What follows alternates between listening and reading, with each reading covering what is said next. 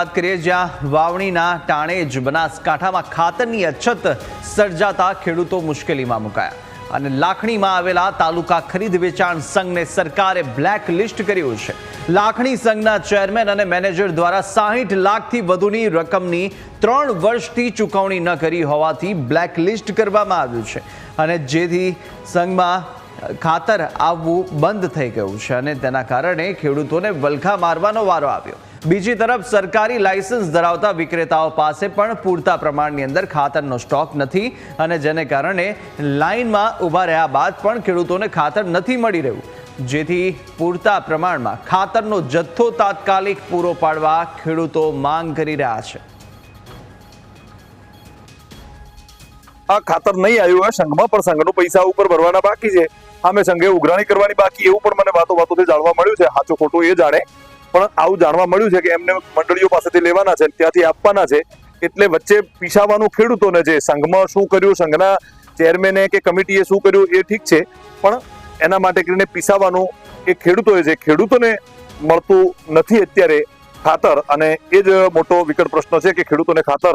આ 3 વર્ષથી નથી મળતું, તો સરકાર એના માટે વિચારણા કરે અને તાત્કાલિક ધોરણે લાખણીના ખેડૂતોને ખાતર મળે એવી વ્યવસ્થા ગોઠવે। હાલાકી એટલે ખેડૂતોને સમયસર ખાતર મળતું નથી એટલે ખેડૂતોનો પાક સદંતર નિષ્ફળ થાય અને એના લીધે ખેડૂતોને જેટલું જોઈએ એટલું પાકમાં મળતું નથી એટલે ખેડૂતો હાલાકી ભોગવે અને ખેડૂતોને આ થોડું દૂધનું છે એટલે ખેડૂત હેડ્યો થાય, બાકી ખાતર ન મળવાના લીધે ખેડૂતોને જેટલું પાકનું ઉત્પાદન નથી થતું એટલે એને ભાવ નથી મળતા એટલે ખેડૂત હાલાકી ભોગવે છે આ સરકારમાં આ સંઘના લીધે। લાખણી સંઘમાં બીજી તો વધારે અમને ખબર છે, સંઘની આગળની ખબર અમને નથી એટલે કોઈ વધારે એમના ઉપરમાં અમે વાત ન કરી શકીએ, પણ અમે એવું કહીએ કે અમે ખેડૂતો બહુ હેરાન થઈ રહ્યા છે, બાકી એમને આગળ શું કેવી રીતે અટકાયેલા છે લોકો એવું કે કાલના પેપરમાં અમે વાંચ્યું તો મેં કે કોઈ પેમેન્ટ નથી ભરી શક્યા એટલે આઉટ કરી દીધેલા છે, એવું અમને વાયા મીડિયા જાણવા મળેલ છે। હાલે સવારમાં 7 વાગ્યાના ખેડૂત હેરાન થઈ રહ્યા છે, બરાબર, એમને 2 થેલી ખાતર એરિયાની મળે છે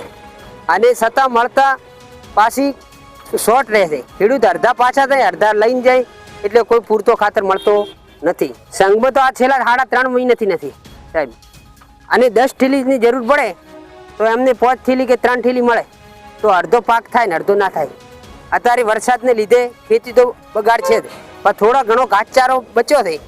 અને થોડા ઘણું વાવેતર બચ્યું છે, એના કારણથી ખાતર નાખા તો અમારી રોજીરોટી મળી જાય।